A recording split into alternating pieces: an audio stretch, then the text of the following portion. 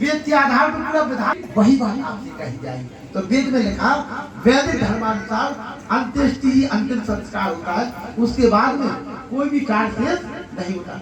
अब हमें इस बात को समझना है कि आत्मा की शांति के नाम पर चाहे आप हजारों लोगों को भोजन करा दो, चाहे आप कितने ही श्राद्ध करते रहो, लेकिन उसने जैसे कर्म किए हैं उनके कर्मों के फलों को आप लोग बदल नहीं सकते हो।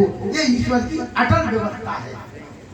अवश्य में भोक्तव्य शुभ अशुभ कर्म, हमने जो शुभ अशुभ कर्म किए हैं उनका फल तो हमें भोगना ही पड़ेगा, उसको कोई नहीं बदल सकता। लोग कहते साहब स्वर्ग माता जी सुन ले, खास तौर से माताएं बहन है कि साहब अगर इनकी तेरी नहीं हुई तो स्वर्ग नहीं मिलेगा।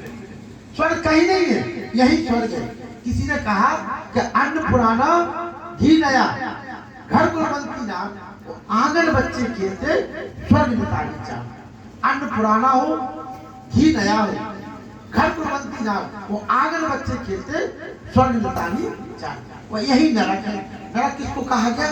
रूखा भोजन कर्ज से और घर कलहारी नाम, और जो गौ पूत का पूत तो नरक निकाली चाह। यही स्वर्ग है और यही नरक है। अलग से कोई दुनिया तुम्हें एक भ्रम है कि अगर हमने इनकी तेरी नहीं करी तो इनको स्वर्ग नहीं मिलेगा। ये हमारे दिमाग में जो भ्रम है, इस भ्रम को हमें समाप्त करना है, इस भ्रम को हमें निकालना है। हमें धर्म शास्त्र की समाज की कल्पना।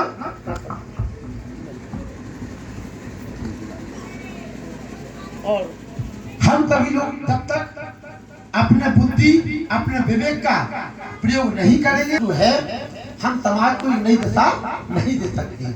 हमें इस बात की आवश्यकता है कि हमें थोड़ा अपना विवेक स्वयं का लगाना पड़ेगा। और आप सभी लोगों को ये चिंतन करिए कि वास्तव में मृत्यु उन्मूलन की आवश्यकता क्यों पड़ी, क्यों हमें इस बात की आवश्यकता पड़ी कि हमें ये मंच लगाना पड़ रहा है, क्यों इस बात की हमें आवश्यकता पड़ी कि हम माइक लगा करके आप लोगों को बता रहे हैं। आवश्यकता इस बात की है कि अब हमारे लोग जाग चुके हैं, अब वो समझ चुके हैं कि आत्मा की शांति के नाम पर जो पाखंड फैला हुआ है इससे हमें बचना होगा।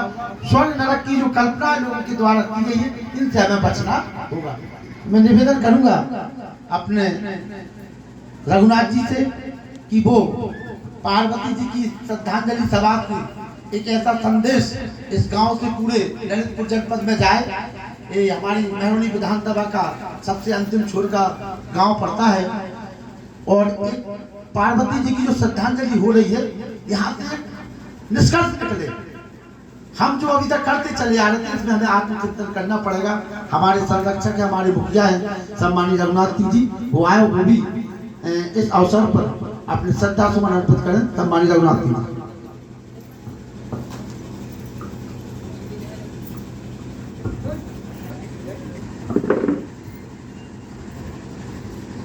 जैसा कि हमारे मेहरौनी से पधारे हुए इस समाज सेवी संगठन कार्यकर्ताओं द्वारा हम सभी को अवगत कराया गया है कि ऐसी कुरीतियों को त्यागने के सज्जनों इस बात पर ध्यान दें, जैसे कि हमारे वक्ता महोदय हर प्रकार का उपदेश शास्त्रों के आधार पर, मंत्रों के आधार पर एवं एक प्रैक्टिकल रूप में भी हर प्रकार का उदाहरण पेश कर रहे हैं। और आप लोग सभी ध्यान से सुने और इस समाज को पतन से निकालकर उत्थान की ओर ले जाएं, यही हमारा परम कर्तव्य होगा।